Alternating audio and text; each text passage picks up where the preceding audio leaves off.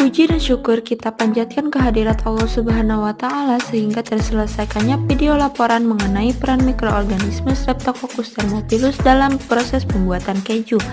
Video laporan ini kami buat untuk memenuhi tugas mata pelajaran biologi bab 9 mengenai bioteknologi. Pada kesempatan ini kami mengucapkan terima kasih kepada Bapak Haji Dede Irianto SPD MPD, Ibu Ida Resmawati SPD MM, kepada kedua orang tua, serta teman-teman yang telah memberi saran dan kritik sehingga laporan ini dapat terselesaikan dengan baik. Kami menyadari bahwa video laporan praktikum ini masih banyak kekurangan dan kesalahan serta masih jauh dari sempurna. Oleh karena itu, kritik dan saran yang sifatnya membangun sangat kami harapkan. Akhir kata kami berharap semoga video laporan praktikum ini dapat bermanfaat bagi kita semua. Tasikmalaya, 11 Februari 2024.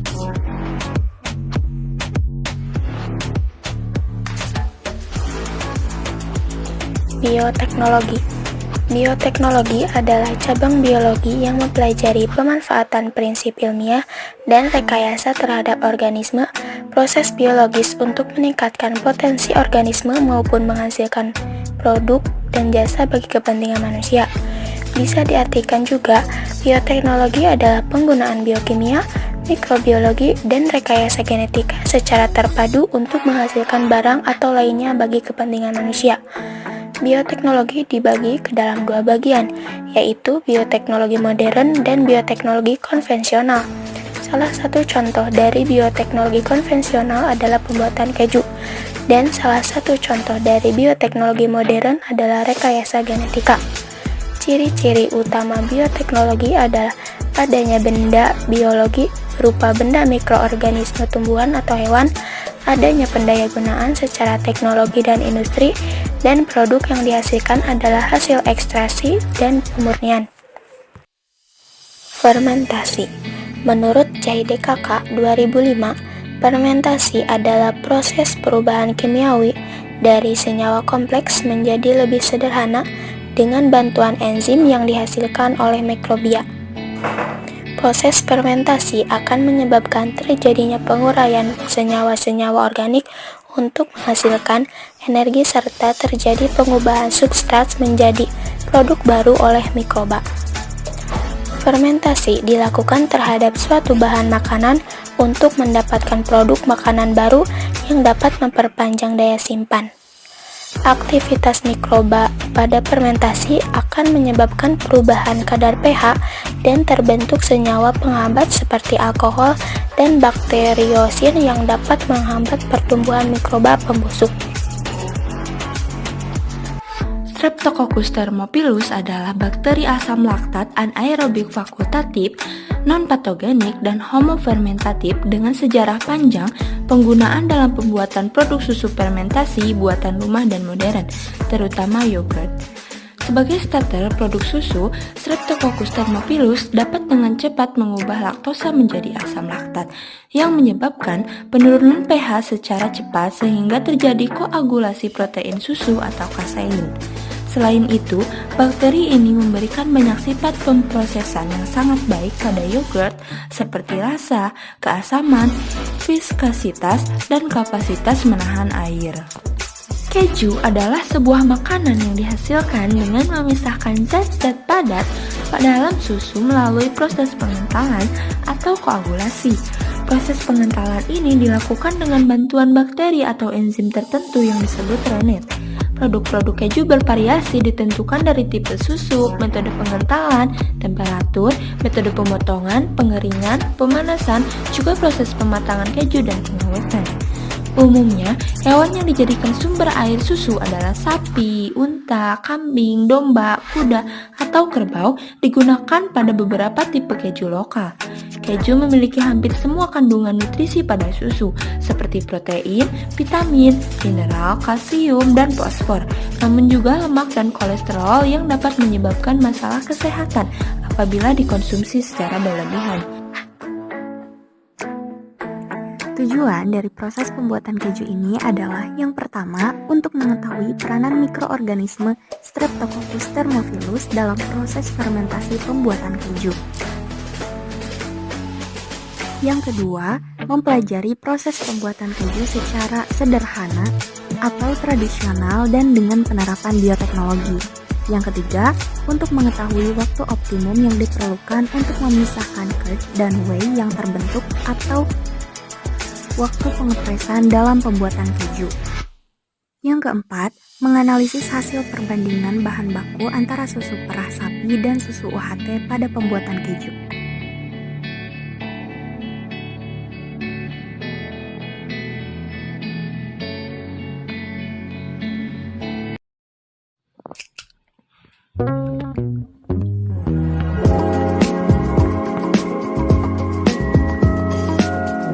Gunakan panci dan pengaduk berbahan dasar stainless. Lalu nyalakan kompor dengan api sedang.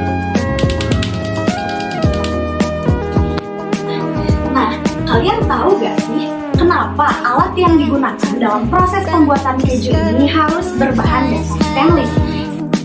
Karena bahan stainless ini tidak akan bereaksi dengan asam yang dihasilkan selama proses fermentasi keju. Selain itu, stainless mudah dibersihkan dan tidak mengandung zat yang dapat merusak kualitas keju. Selanjutnya, masukkan susu ke dalam panci. Kemudian, aduk sampai mendidih.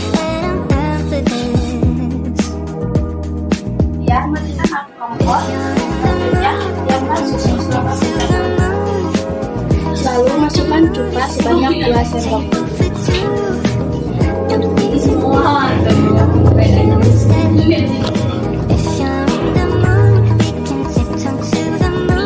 Nah, untuk yang selanjutnya, aduk-aduk sampai rata selama 5-10 menit untuk memisahkan zat padat dan zat cair pada susu.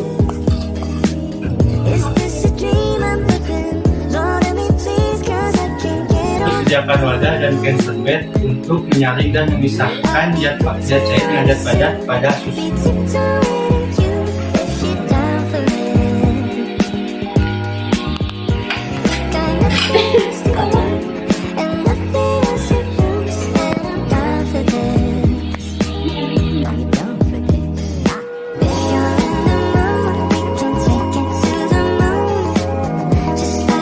Setelah itu, pindahkan kepadatan ini ke dalam wadah.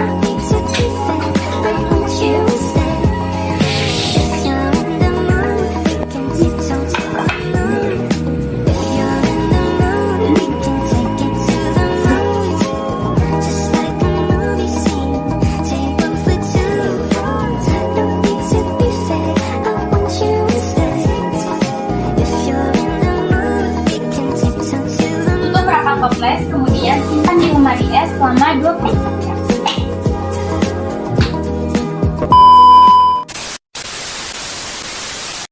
Lucu banget wadahnya, enggak?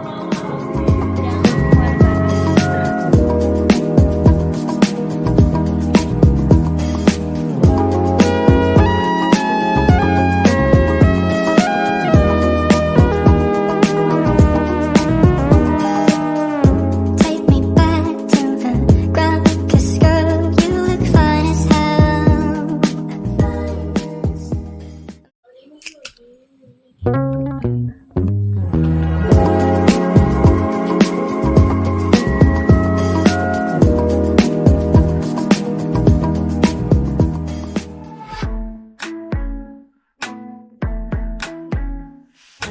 Analisis data. Berdasarkan hasil pengamatan yang diperoleh, proses pembuatan keju dengan menggunakan susu sapi murni dan susu UHT memiliki beberapa perbedaan. Keju yang dibuat dari susu murni cenderung memiliki karakter rasa yang lebih khas, tekstur yang lebih kental dan padat, serta bau yang lebih pekat. Hal tersebut dikarenakan susu murni tidak memiliki proses pemanasan tinggi yang menjadikan nutrisi alami dan komponen organik yang terkandung dalam susu tidak berkurang banyak. Sedangkan keju yang dihasilkan dari susu UHT memiliki rasa yang lebih lembut, tekstur yang lebih lunak, serta memiliki bau yang tidak terlalu pekat. Hal tersebut dikarenakan susu UHT telah melalui proses pemanasan suhu tinggi yang bertujuan untuk membunuh bakteri dan memperpanjang masa simpan. sehingga nutrisi pada susu UHT biasanya lebih sedikit daripada susu murni. Perbedaan yang terjadi pada kedua keju tersebut tidak terlepas dari peranan mikroorganisme pada saat proses fermentasi berlangsung. Mikroorganisme akan bekerja lebih optimal dalam susu murni yang memiliki nutrisi dan komponen organik yang lebih tinggi dibanding susu UHT. Hal tersebut dikarenakan mikroorganisme memerlukan nutrisi sebagai sumber energi dan pertumbuhan pada saat proses fermentasi berlangsung.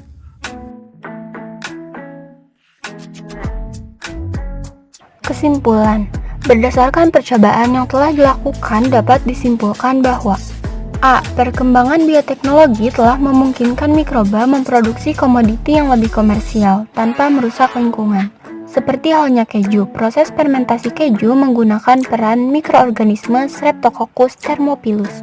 Proses pengentalan selama pembuatan keju yang terjadi dalam kondisi asam disebabkan oleh asam laktat yang diekspresikan oleh mikroorganisme. B. Proses pembuatan keju dilakukan dengan 4 tahap, yaitu proses pengasaman, pengentalan, pencetakan, dan pematangan. C. Penambahan cuka pada pembuatan keju digunakan untuk memecah kandungan pada susu agar menjadi zat padat atau dadis serta untuk mengasamkan susu. Dan penambahan garam pada pembuatan keju dilakukan untuk menurunkan kadar air pada keju serta mengawetkan dan memurnikan keju. Bagi masyarakat yang menyukai makan keju, mungkin selama ini berpikir membuat keju itu sulit. Namun berdasarkan praktikum kami, bahwa proses pembuatan keju tidak sesulit itu, sehingga masyarakat akan dapat menikmati manfaat dari keju maupun susu dengan mudah di rumah sendiri, tanpa takut akan bahan-bahan tambahan yang terdapat dalam keju kemasan yang biasa dijumpai di toko. Jadi, lebih baik kita membuat sendiri makanan yang akan Anda makan. Harapkan pada praktik selanjutnya agar lebih memperhatikan dalam penggunaan garam, supaya keju yang terjadi tidak terlalu asin.